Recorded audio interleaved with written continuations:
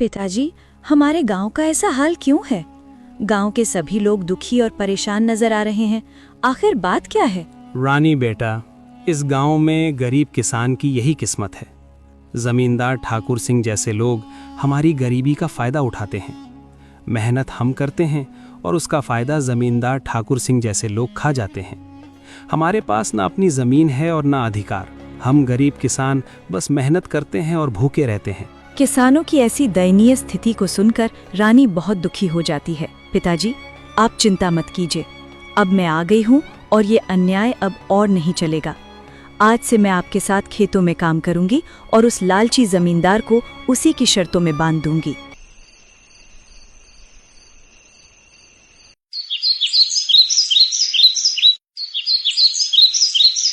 अगले ही दिन रानी जमींदार ठाकुर सिंह के यहाँ पहुँच जाती है। अरे रानी, तुम यहाँ?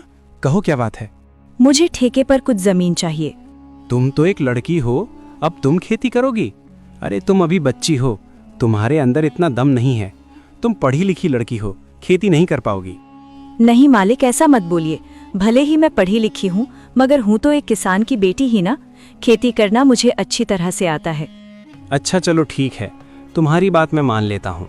वैसे भी काम का क्या रह गया है, पढ़ लिख कर तो सभी ऐसे ही बेरोजगार घूम रहे हैं। आपका बहुत बहुत धन्यवाद मालिक। अरे धन्यवाद बाद में दे देना, पहले मेरे नियम और शर्तों को सुन लो। आपकी क्या शर्त है मालिक, बताइए। जमींदार ठाकुर सिंह, ये तो बच्ची है। इस बार कुछ ऐसी शर्त बता देता हूँ जिससे इसकी सारी फसल मेरी हो जाएगी। वैसे भी इसके पिता महेंद्र साल में गेहूं ही लगता है, तो ये भी गेहूं ही लगाएगी। अच्छा रानी सुनो, तुम जो भी फसल लगाओगी उसका आधा हिस्सा मैं रखूंगा और आधा हिस्सा तुम रखोगी, लेकिन ऊपर का हिस्सा मैं रखूंगा और नीचे का हिस्सा तुम रखोगी। अगर तुम्हें मेरी ये शर्त मंजूर है तो बोलो। ठीक है मालिक, मुझे आपकी शर्त मंजूर है, ऐसा ही होगा।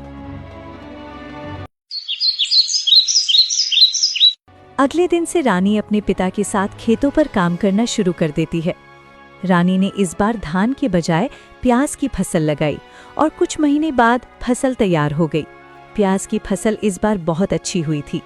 अब रानी और उसके पिता दोनों खेत से प्याज की फसल निकालने लग जाते हैं। फसल की खबर मिलते ही जमींदार ठाकुर सिंह रानी के पास आता है। अरे रानी, शर्त तो याद है ना तुम्हें? हाँ हाँ मालिक, मुझे सब कुछ याद है। आधा आपका और आधा मेरा, और आपने कहा था कि ऊपर का हिस्सा आपका होगा और नीचे वाला का हिस्सा मेरा होगा। देखिए मालिक, इसने तो चालाकी कर दी। ये धान की फसल नहीं है, ये तो प्याज की फसल है। अरे ये क्या रानी, इस बार तुमने प्याज लगाया है? ये तो आप ही की शर्त थी मालिक, और आपने ही शर्त बताई थी, और अब आप ही शर्त मानने को तैयार नहीं हैं। अरे लेकिन मैं इस घास फूस को लेकर क्या करूँगा, जबकि सारे प्याज तो तुम ले रही हो। मालिक, मैं कुछ नहीं जानती, आप अपना ऊपर का हिस्सा ले जाइए। इस तरह अपनी चालाकी दिखाते हुए लाली ने बेईमान जमींदार को मुंह तोड़ जवाब दिया और सभी प्याज लेकर घर आ गई और घास फूस जमींदार के हिस्से छोड़ आई।